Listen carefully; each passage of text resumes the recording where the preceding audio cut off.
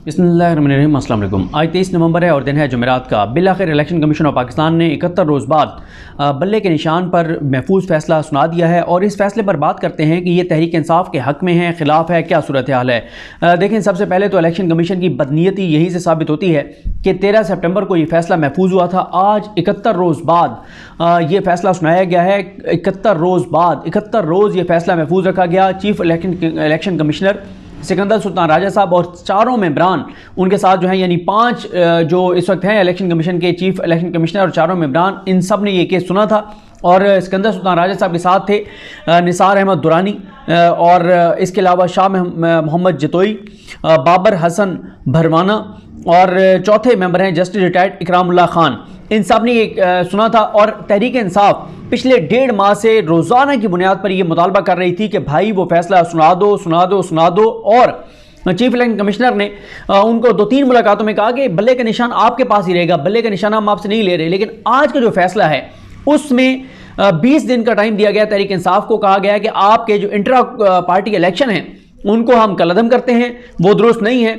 जाहिर है यहाँ पे ये कैसे दुरुस्त हो सकते हैं, ये नून लीग की तरह के होने चाहिए थे कि 6 देगें बनवाते, 4 बिरयानी की और 2 मीठे चावलों की, 6 ये बिरयानी की, 4 बिरयानी और 2 मीठे चावलों की देगें होती और इमरान खान खुद चेयरमैन बन जाते, अपनी बहन को वाइस चेयरमैन बना देते, अपने भांजे को कोई ओहदा दे देते। जिस तरह से मुस्लिम लीग नून के पास पार्टी में सारी तकरीबन मेन ओहदों पर रिश्तेदार हैं या जिनकी नवाज शरीफ के साथ कोई बिजनेस, कोई पार्टनर हैं, कोई रिश्तेदार हैं, कोई इस तरह के हैं सब।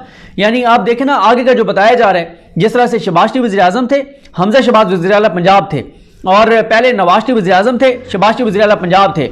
अब ये कहा जा रहा है कि नवाज शरीफ वज़ीर आज़म, शहबाज शरीफ दोबारा वज़ीर आला, हमजा शहबाज जो है वो ऊपर वफाक में या और मरीम नवाज भी नीचे जो है वो मेन सूबा वो मरीम नवाज चला रही होंगी, यानी और समधी जो है वो वज़ीर ख़जाना होंगे नवाज शरीफ के।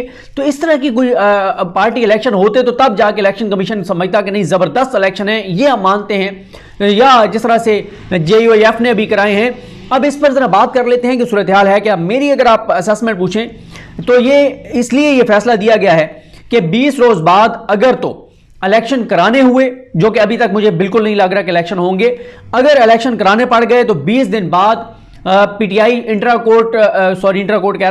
पार्टी इलेक्शन करवा के और जमा भी करा देती है सारी रिपोर्ट, तब भी बल्ले का निशान PTI से वापस ले लिया जाएगा अगर इलेक्शन कराने हुए तो। और अगर इलेक्शन ना कराने हुए फिर जो है वो PTI को दे दिया जाएगा बल्ले का निशान। अगर इलेक्शन ही नहीं होने तो बल्ले का निशान रहे तहरीक इंसाफ के पास।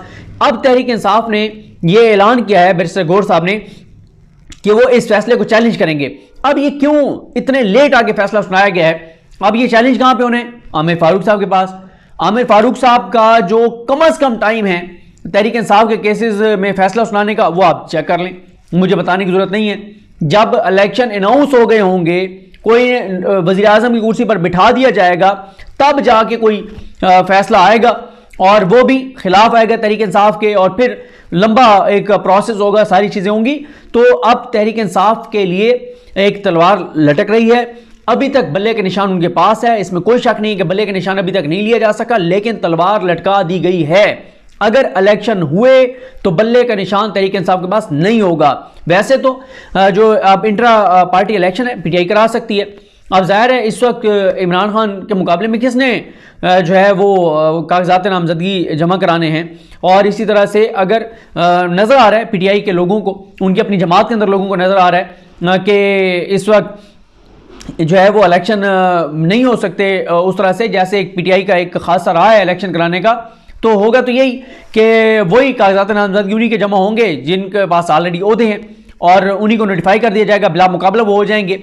लेकिन मसला ये है कि बिला मुकाबला नून लीग के भी मान लिए गए हैं, बिला मुकाबला JUIF के भी मान लिए गए हैं, बिला मुकाबला पीपल्स पार्टी में कौन से इंट्रा पार्टी इलेक्शन हुए कि आसिफ अली जरदारी साहब हैं, बिलावल साहब हैं, आसिफ अली जरदारी की बेटियां हैं और सारा उनका भी मेन फैमिली के लोग, और इधर तो पूरा खानदान, पूरा टबर नून लीग का जो है वो उनके पास ओहदे हैं। लेकिन PTI जनरल भी करा के दे दे तब भी कोई एतराज़ उनके ऊपर लगाकर और बल्ले के निशान ले लिया जाएगा। अभी इतना आसान इसलिए नहीं था कि अगर अभी ले लिया जाता तो वो बहुत ज़्यादा दबाव बढ़ जाता इस्लामाबाद हाई कोर्ट पर। लेकिन एक तरफ अब देखें ना 20 दिसंबर डेडलाइन बन रही है कि 20 दिन में आपने इलेक्शन कराने हैं और 7 दिन में रिपोर्ट जमा करानी है। तकरीबन ये 20 दिसंबर है और यही टाइम बन रहा है 20 दिसंबर ही कागजात नामजदगी जमा कराने की तारीख है। तो चुन के तारीख जो है वो दी गई है और ये बिल्कुल तहरीक इंसाफ के ऊपर जो है वो तलवार लटक रही है बल्ले के निशान की वापसी की। अभी तक उनके पास बल्ले का निशान है, लेकिन बड़े एक नजर आ रहा है कि क्या पैटर्न रखा गया और क्या क्या चीज जो है वो की गई है। अब तहरीक इंसाफ ने कहा है कि वो इसको चैलेंज करेंगे। देखें मसला यहां पर क्या हुआ है, तहरीक इंसाफ ने कराए इंट्रा पार्टी इलेक्शन, उसके बाद इंट्रा पार्टी इलेक्शन कराने के बाद उन्होंने अपनी पार्टी के आइन में एक तब्दीली की। इलेक्शन कमीशन ने कहा कि क्योंकि आपने आइन में तब्दीली की है तो अब आपके वो इलेक्शन जो है वो वैलिड नहीं रहे।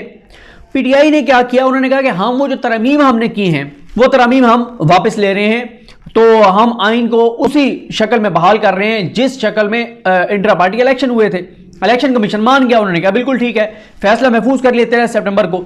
71 रोज बाद आज 23 नवंबर को यह कहा गया है, जब बिल्कुल बज़ाहिर इलेक्शन की तारीख बिल्कुल सर पे आ गई है कि 20-21 तो आखिरी तारीख होगी कागजात नामजदगी जमा कराने की, और उस टाइम पे जाके इलेक्शन कमीशन बल्ले के निशान वापस ले लेगा अगर इलेक्शन करवाने हुए तो। अब तहरीक इंसाफ इसको चैलेंज करने जा रही है। अब चैलेंज करेगी तो आगे आमिर फारूक साहब बैठे हैं, आमिर फारूक साहब बैठे हैं तो वहां से भी इनकी कोई इनको कोई कुछ भी नहीं मिलना। तो ये अब इनके लिए बड़ा है, या तो ये है कि ये डायरेक्ट इसको अब ये भी देखना पड़ेगा कि सुप्रीम कोर्ट लेके जा सकते हैं नहीं लेके जा सकते। ऊपर भी काजी फाइज साहब बैठे हैं और काजी फाइज ईसा साहब भी इस वक्त जो है वो किसी भी हद तक बज़ाहिर नजर यही आ रहा है कि वो किसी भी हद तक जाएंगे और जा रहे हैं इमरान खान के खिलाफ, तहरीक इंसाफ के खिलाफ और नून लीग को फायदा देने के लिए। तो इनको मसला ये है कि नवाज शरीफ ने दो टोक कह दिया हुआ है कि बल्ले का निशान अगर हुआ तो हमने इलेक्शन लड़ना ही नहीं है, हमने लड़ना ही नहीं इलेक्शन, क्योंकि बल्ले का निशान हुआ तो हम सब बर्बाद हो जाएंगे। बल्ले का निशान हुआ तो क्योंकि देखें मसला ये है कि बल्ले का निशान इस वक्त आप एक और चीज़ देखें, मेरी बात हो रही थी असदुल्ला खान साहब के साथ, हम यही डिस्कस कर रहे थे। हम रोज़ाना असदुल्ला खान साहब और मैं बात करते हैं कि क्या क्या हो रहा है मीडिया में, क्या चल रहा है, किस तरह की चीज़ें चल रही हैं, रोज़ाना हम डिस्कस करते हैं। तो हम यही डिस्कस कर रहे थे जो असदुल्ला खान साहब ने एक वीलॉग किया कि इमरान खान की ये ज़बरदस्त हिकमत अमली है कि वो वकीलों को मैदान में उतार रहे हैं, लेकिन अब चंद एंकर्स को मैदान में उतारा गया है, चंद उन तजियाकारों को मैदान में उतारा गया है जो शरीफ खानदान से बहुत से फ़ायदे लेते रहे हैं। कौन कौन से फ़ायदे वो आपको पता ही है, क्या क्या चीज़ें उन्होंने ली हैं, जो इंकशाफात हुए थे। वो टीवी पे बैठ के क्या कह रहे हैं, ये नहीं हिकमत अमली इनकी कामयाब होनी, वकीलों के साथ क्या होना है, इससे तो इमरान खान को कोई वोट नहीं पड़ना, वकीलों की तो कोई अवाम में ये नहीं है वो नहीं है। तो हम ये बात कर रहे थे मैं और असदुल्ला खान साहब के देखें जितने भी लोग ग्राउंड के ऊपर जाके सर्वे कर रहे हैं वो ये नहीं कह रहे कि फलाने उम्मीदवार को आप वोट देंगे नहीं देंगे, फलाने को देंगे, सिर्फ एक चीज पूछ रहे हैं, बल्ला शेर या तीर या टीएलपी, ठीक है, या इस्तेकाम पाकिस्तान या जमात इस्लामी या आईपीपी, सॉरी आईपीपी नहीं, वो पीटीआई पार्लियामेंटेरियन, वो परवेज खटक वाली, या एएनपी, ये पूछ रहे हैं। और अभी से वो बयानियां बना रहे हैं कि नहीं वो इमरान खान का काम, वो वकीलों को टिकट देगा तो किसी ने वोट नहीं डालना। ओ भाई, लोग तो ये पूछ ही नहीं रहे। जिस तरह से 17 जुलाई को क्या हुआ था, लोगों ने बैनर लगा दिए थे, लोगों ने पैगाम भेजे उम्मीदवारों को कि अगर तो आप इलेक्शन पीटीआई के टिकट पर लड़ रहे हैं तो आपको हमारे पास आने की जरूरत नहीं है, और अगर आप इलेक्शन पीटीआई के टिकट पर नहीं लड़ रहे फिर भी हमारे पास आने की जरूरत नहीं है। क्यों? अगर आप पीटीआई के बल्ले के निशान पर इलेक्शन लड़ रहे हैं तो आपको हमारे पास आने की जरूरत ही नहीं है, हमने वोट बल्ले पे देना है, हमने बल्ले पे मोहर लगानी है। लेकिन अगर आप बल्ले पर नहीं लड़ रहे फिर भी आपको आने की इसलिए जरूरत नहीं है कि बल्ले के अलावा हमने किसी को वोट ही नहीं देनी, तो आपने क्या, हमें भी अब शर्मिंदा करेंगे, खुद भी शर्मिंदा होंगे। तो जैसे वो दुकानों पर लिखा हुआ था ना, उधार मांग कर शर्मिंदा ना हो, तो उन लोगों ने कह दिया अब भी वही है, बल्ले के निशान। लेकिन ये जो मर्जी कर लें, ये जो मर्जी कर लें, बल्ले का निशान अगर वर्स्ट सिचुएशन बल्ले के निशान ये ले भी लें, वर्स्ट सिचुएशन बल्ले का निशान ले भी लें, तब भी एक पीटीआई के ट्विटर अकाउंट से एक ट्वीट आना है और उसमें लिखा हुआ होगा कि इस हल्के में यही हमारा उम्मीदवार है और उसका जो भी निशान है। अब लोग इतने जाहिल नहीं है, लोगों के अंदर अवेयरनेस है, लोगों को पता है किस उम्मीदवार का क्या निशान होगा, वो सबको पता, बता दिया जाएगा। हाँ, फर्क तो पड़ता है जाहिर है, लेकिन मैं आपको ये बता दूं कि अब जितनी यूथ इस वक्त इमरान खान के साथ जुड़ी हुई है, और 5 करोड़ 70 लाख तो वोटर ही 18 साल से 35 साल की उम्र का है। ये तो वो आपने आजकल क्लिप एक चल रहा है ना, जिसमें वो एक नून लीग वाला सपोर्टर कहता है कि यहाँ पे क्योंकि पढ़े लिखे लोग ज्यादा हैं तो इसलिए पीटीआई ही जीतेगी। तो ये बात तो अंडरस्टूड है कि जहाँ जिसके पास शऊर है जो जहाँ पे तालीम ज़्यादा है, जहाँ पे लिटरेसी रेट ज़्यादा है, वहाँ पे कंफर्म है कि पीटीआई ने जीतना है।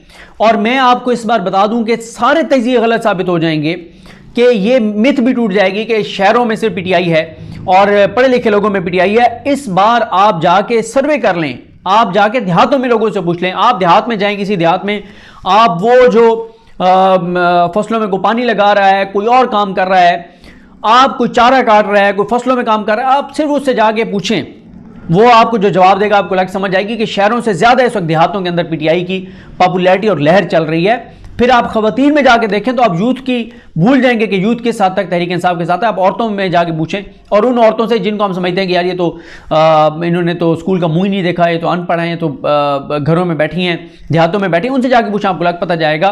तो ये भी काम नहीं आएगा, बल्ले का निशान वापस लेना भी काम नहीं आएगा। और अब तहरीक इंसाफ ने कहा है उसको चैलेंज करेंगे।